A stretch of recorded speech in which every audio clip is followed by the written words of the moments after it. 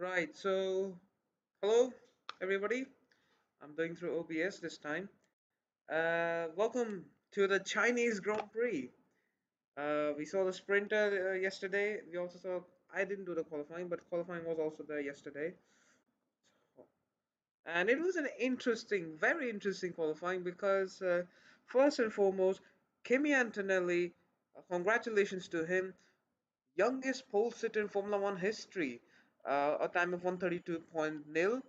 He broke the record, the 18-year standing record of Sebastian Vettel when he took his famous pole in Italy Monza 2008, which he won.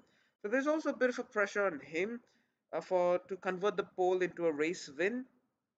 Uh, there will be a lot of pressure coming back from McLaren, from Ferrari, from his own teammate George Russell.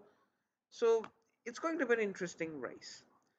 Secondly, this race has a lot of pressure for Lewis Hamilton, considering he has won the most number of races here. Uh, he did win last year's sprint race, but struggled at the actual race. So this time we might look Hamilton trying to get a podium or at least a win, trying his best to get a win. The rest of the grid is pretty standard and all. I mean, not a lot of big differences, at least from my viewpoint. I mean, Antonelli's pole, George Russell in second place, and then Hamilton in third, Leclerc fourth. Now, one thing can be said: McLaren might be slowly starting to fade towards a bit towards the midfield. The reason, at least from my point, is they're struggling. At least there have been only two races, so it's not fair judgment. But they are struggling to get into pole position. They haven't managed to have a good qualifying within the top five. Only the Oscar Norris is managing to match that. So they might be looking for at least to convert a podium or a top five finish within the race. One thing can be said, however, Alpine is doing well in qualifying. Pierre Gasly, another P7. After sprint qualifying, he took seventh there and again seventh in the race, which is a very amazing result from the Frenchman. Doing well with the Alpine. Mercedes power plant is helping out Alpine this time. That can't be said, however, for the Red Bull team. Both Max Verstappen outqualifies Isaac Hadjar, who's only ninth. Both were nearly matched together, 8th and ninth, Verstappen and Isaac Hadjar. Max hasn't had a great start to the season. He did have a fairly charging race at Australia where he went from last to sixth, and during the sprint he wasn't really doing his best. The car, he's struggling with the car. Isaac, however, hasn't had the most number of struggles. Yes, a couple of reliability issues, but he has done well in qualifying results. And Oliver Behrman, who is surprising results and now P5, not P5, P8 in sprint race yesterday, and today has qualified P10. Now 11th, again 11th in qualifying actually, is Nico Hulkenberg, who sadly, however, retired in yesterday's sprint race. Also hasn't had a great start to his 2026 season, unable to start Australia, and a retirement. A very mixed reaction of a driver. Did not score a point last year, had a great start with Williams in 2024. He is currently the most disappointing driver on the grid. It's a fair of a statement to say that. Because most of the other drivers are capable of scoring points, Colapinto doesn't seem to. He's one of the least. Even Liam Lawson or even Arvin Lindblad, youngsters have a better scoring chances than another youngster like Colapinto because he's arguably very inconsistent. So let's see what he does in today's race. Maybe he gets lucky and scores a point. Liam Lawson and Esteban Ocon. Esteban Ocon is 13th. He might do well in the race. He can never expect what can happen. Lawson is 14th, who had a great race yesterday from 13th to P5 in the sprint. 15th is Lindblad. Hasn't had a great start in China this time. Struggled in the free practice where he retired in yesterday's sprint race. So let's just hope if he can finish the race this time. Very disappointing result for Gabriel Bortoleto, only qualified 16 this time. Carlos Sainz Jr. hasn't had also a best start. I would like to apologize. I was disconnected for a while. The race hasn't begun. No worries for that.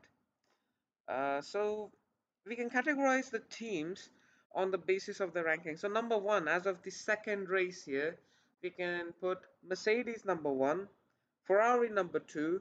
Number three is a bit of a difficult thing because it has to be McLaren. Could have been Red Bull, but it has to be McLaren because they're seeming trying their best to remain consistent, but they're also struggling quite a bit. Fourth, sadly, is Red Bull. Fifth, uh, can be Haas. Fifth and sixth is a spot between Haas and the Racing Bulls. Both are trying their best, finish in fourth, fifth, sixth positions. Not for podium, surely. At least Racing Bulls can. Not sure about Haas. Seventh will be Alpine. They might be looking forward to defeat Haas and Racing Bulls. Eighth, sadly, is Audi. The reason, from at least from my point, is that they are a new team. They've had a great start to the season. They've scored points. They just need to stabilize more themselves. At least they're more stabilized than ninth, which is for just a second.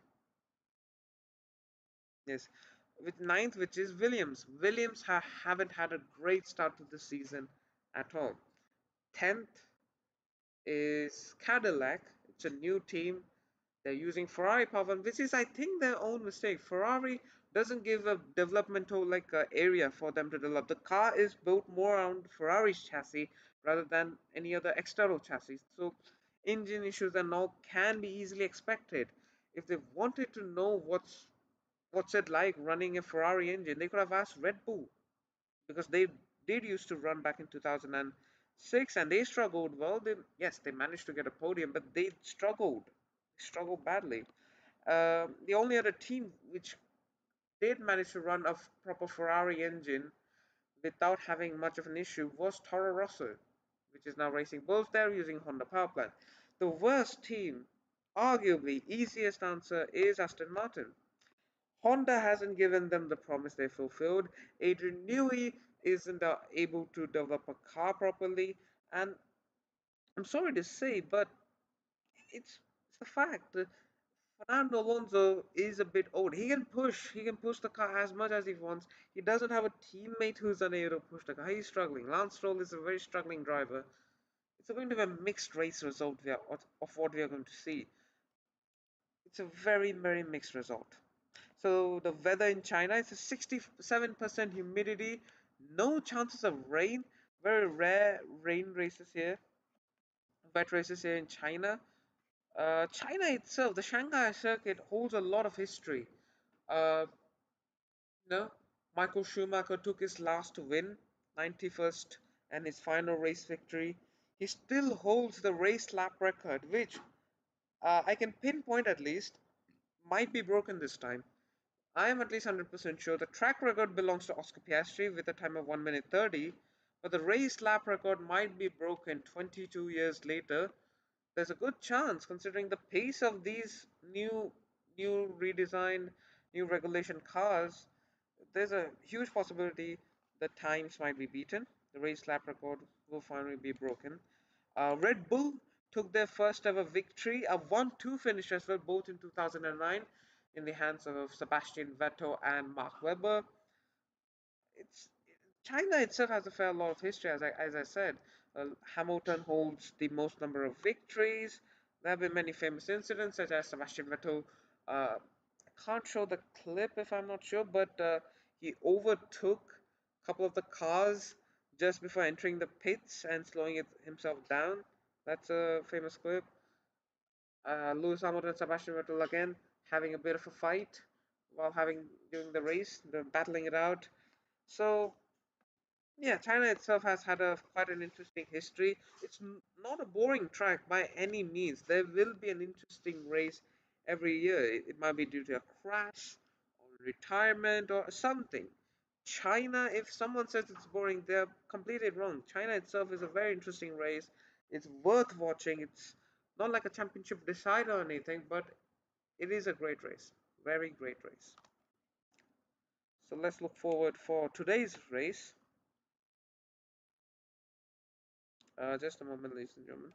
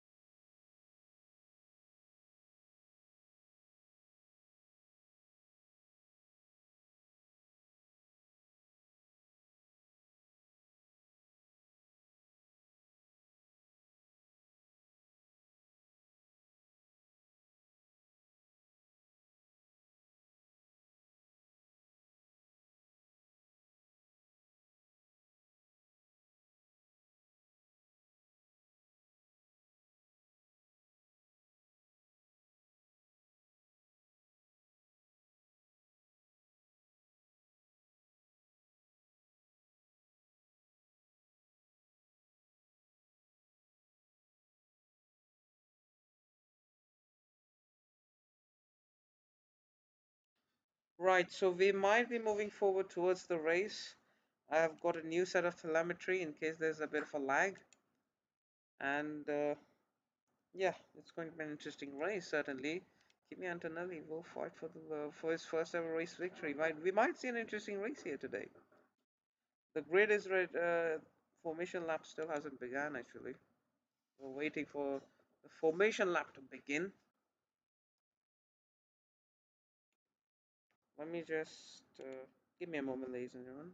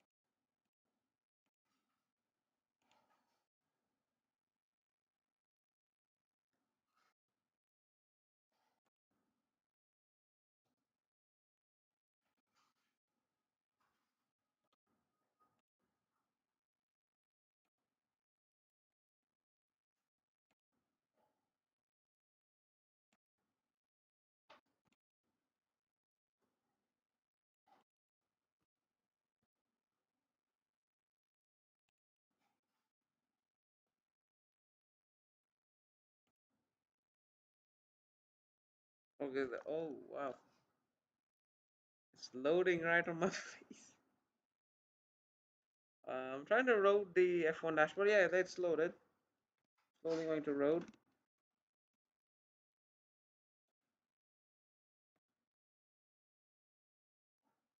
Give me a moment, ladies and gentlemen.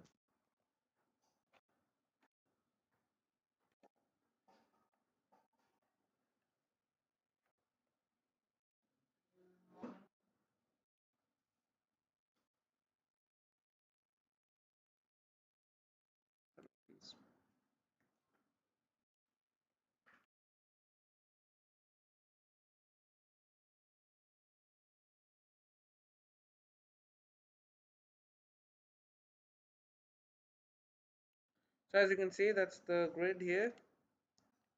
Let me try my best to control it actually.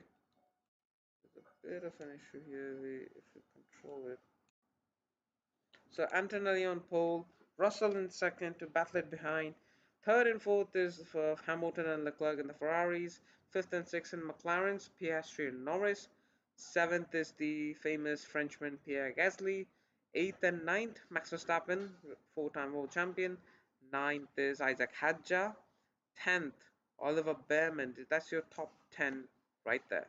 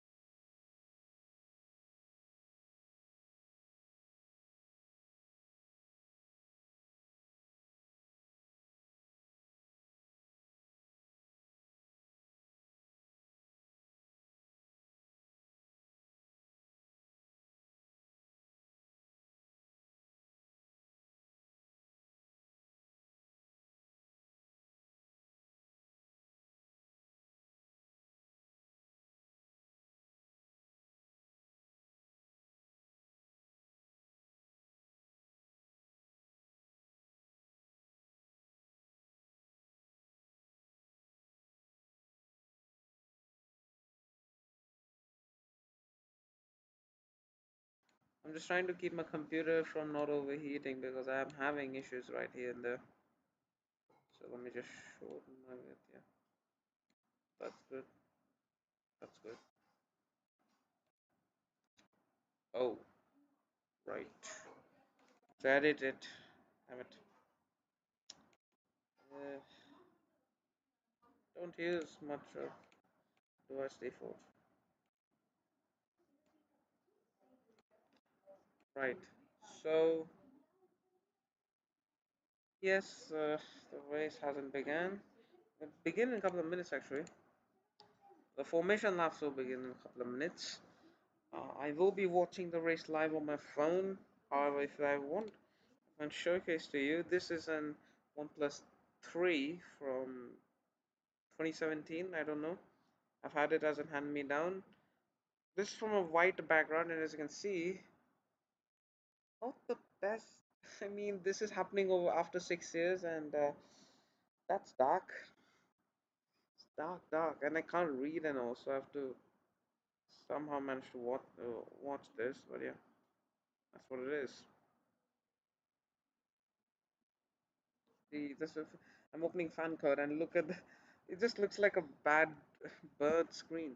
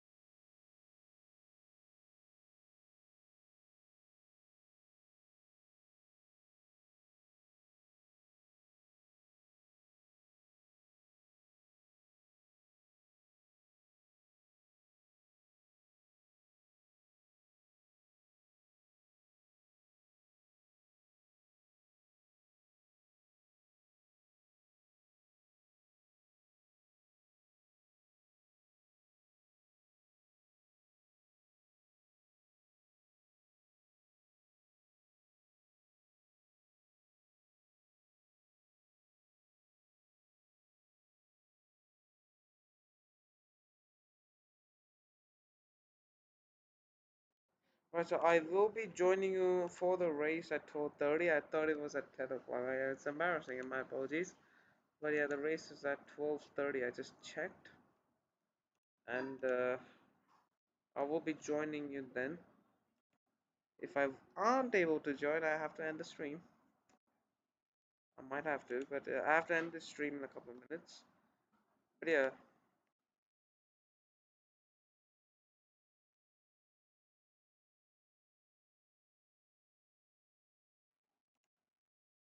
if you yeah, if whoever's watching, if you want me to do football stream as well, something like ISL or IFL, like the Indian Football League, the second tier at ISL, you can leave in the comments if you're interested. Otherwise, I won't. But yeah, I mean, I like watching ISL and all. It's a great sport.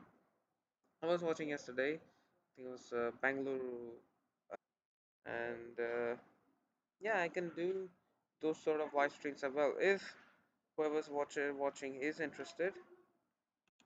And I will certainly do F1 races till the end of this month. Not after that because it's just a bit of a difficult. I'm having issues with my laptop and also not sure if I'll do many more. And there's certainly should this might be the one I'll do in 12:30, the last ever race we do because there's a good chunk possibility that the Saudi Arabian Grand Prix and the Bahrain Grand Prix I wouldn't be able to stream because of the current ongoing international tensions, and so we have to stick with what it is. But yeah, those are watched. Thank you for watching with me. In case the Bahrain and Saudi Arabia stays, which I'm hoping it does, because those two are also great races, especially Bahrain. Bahrain's an old track for me, and one of the older, not one of the oldest, like 2004 was when first introduced. So yeah, it's a old enough track for me to understand, and also we all are hoping it stays. However, if it doesn't, we have to, of course, you know, do something else about it. But yeah, thank you for watching this. I will end the stream now.